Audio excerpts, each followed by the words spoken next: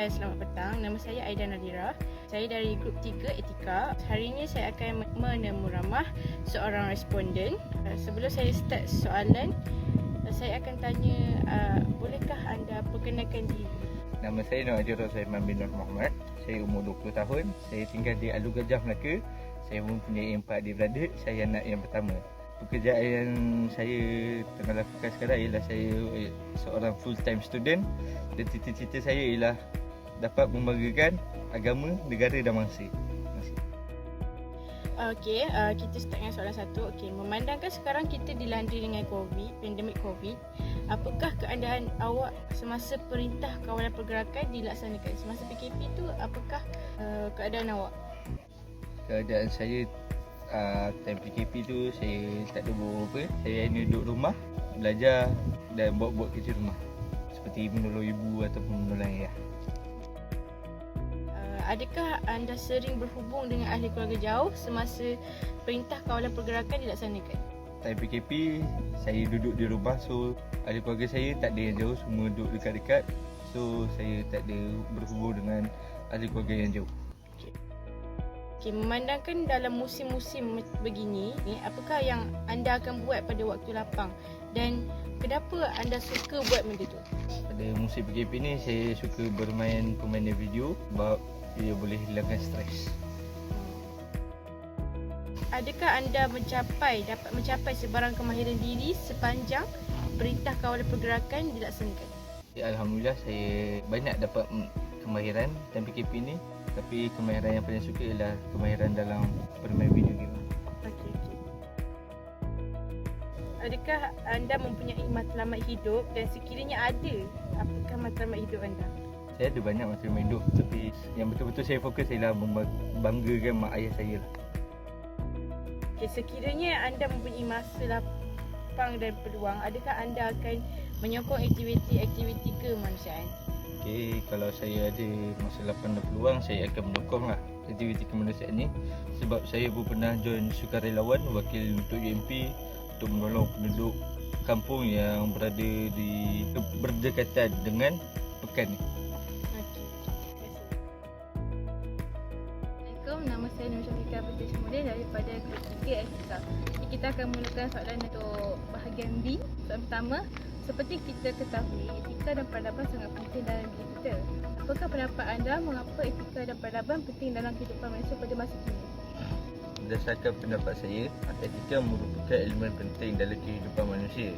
Manusia yang beretika sentiasa dipandang mula dari kacamata masyarakat. Jika dihormati, pandangan serta idea mereka juga menjadi rujukan masyarakat. Sejak awal peradaban manusia, tamadun utama dunia meletakkan etika setaraf dengan agama dan kepercayaan.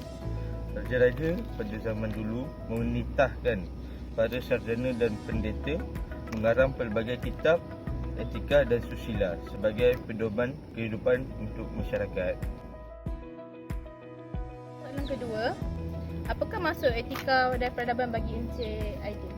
Maksud etika peradaban, etika bermaksud prinsip moral atau nilai-nilai akhlak seperti adab sopan santun yang menjadi pegangan seseorang individu atau sesuatu kumpulan manusia. Peradaban pula bermaksud sistem dan tahap perkembangan sosial sesuatu bangsa itu sendiri dari segi kemajuan sosial dan kebudayaan sesuatu bangsa. Seterusnya, bagi Encik Aidil, apakah Encik Aidil faham tentang etika dan peradaban dalam pembentukan kepelbagaian masyarakat dalam Malaysia pada hari ini? Apa yang saya faham tentang etika dan peradaban dalam pembentukan kepelbagaian masyarakat Malaysia pada hari ini ialah sejarah. Sejarah kepelbagaian masyarakat di Malaysia dibuktikan melalui perkembangan dan kegemilangan peradaban alam Melayu sejak zaman pemerintahan Kesultanan Melayu lagi. Pelbagaian tamadun luar berlaku sejak abad ke-5 Masihi lagi, melibatkan interaksi pelbagai budaya masyarakat serata dunia seperti Arab pra-Islam, Hinduism, Buddhism, Arab Islam dan Eropah yang terdiri daripada Portugis, Spanyol, Belanda dan British. Pertemuan dan pertembungan ini melahirkan satu ciri fenomena sosial yang disebut sebagai kepluralitan budaya. Alam Melayu sekitar abad ke-15 menjadi tumpuan utama dunia. Mereka merupakan sebuah negeri yang dikenali kerana keunikan sejarahnya dan kaitannya dengan pusat perdagangan dunia serta pusat perkembangan Islam di Asia Tenggara. Gemilangan Melaka dikaitkan dengan peranan dan sumbangan Melaka, iaitu sebagai pusat perkembangan Islam di Nusantara seterusnya ke daratan Asia Tenggara.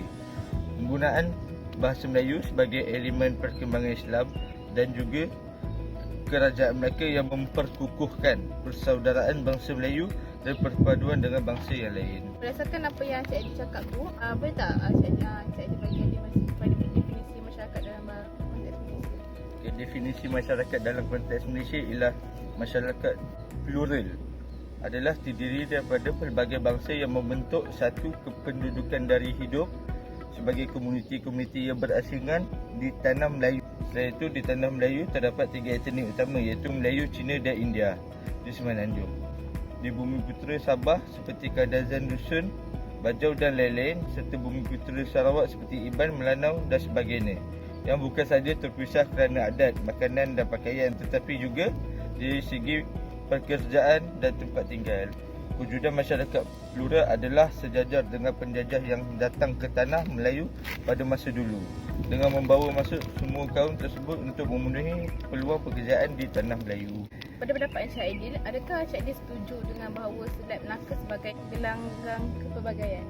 Berdasarkan pendapat saya sangat setuju kerana proses interaksi kepelbagaian peradaban dan etnik bermula di Selat Melaka dengan proses pembudayaan mengintegrasikan masyarakat berbilang bangsa atau etnik melalui aktiviti perdagangan dan perkahwinan. Melalui proses interaksi antara budaya, maka terbentuk interaksi peringkat tamadun. Sebagai contoh, dalam lingkungan budaya sama, hubungan satu budaya dalam satu kaum. Contoh, Melayu, orang Jawa, Bajar, Bugis dan sebagainya. Suku kaum Cina mempunyai Hakka, Kantonis, Hainan, Teochew. Manakala India pula mempunyai Tamil, Malayalam dan Punjabi. Oleh itu, setiap bangsa mempamerkan budaya dan adat resam keturunan mereka masing-masing. Pelbagai agama yang berbeza tapi dari segi budaya yang sama.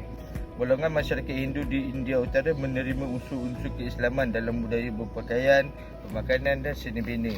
Masyarakat Muslim di India pula menerima unsur-unsur tertentu termasuk seni bina, muzik, pemakanan dan gaya hidup masyarakat Hindu. Pada pendapat Encik Aidil, pada masa kini, adakah etika kita terkesan dengan adanya media digital ni? Berdasarkan pendapat saya, impak media digital ke atas etika dan peradaban dapat dilihat melalui peningkatan jaringan komunikasi, mendekatkan manusia dari seluruh dunia, meningkatkan taraf hidup dan membuka ruang kepada perkongsian ilmu tanpa sepadan. Bagi Encik Aidil, apakah warisan dan pendidikan sejagat? Warisan dan pendidikan sejagat ialah teknologi maklumat dan media digital yang dikuasai oleh Barat. Benda itu adalah satu cabaran besar kepada seluruh peradaban manusia dalam mempengaruhi nilai dan etika masyarakat kepelbagaian. Aspek media, sama ada media elektronik atau media cetak, memainkan peranan penting secara langsung atau tidak langsung dalam proses membina kesepaduan.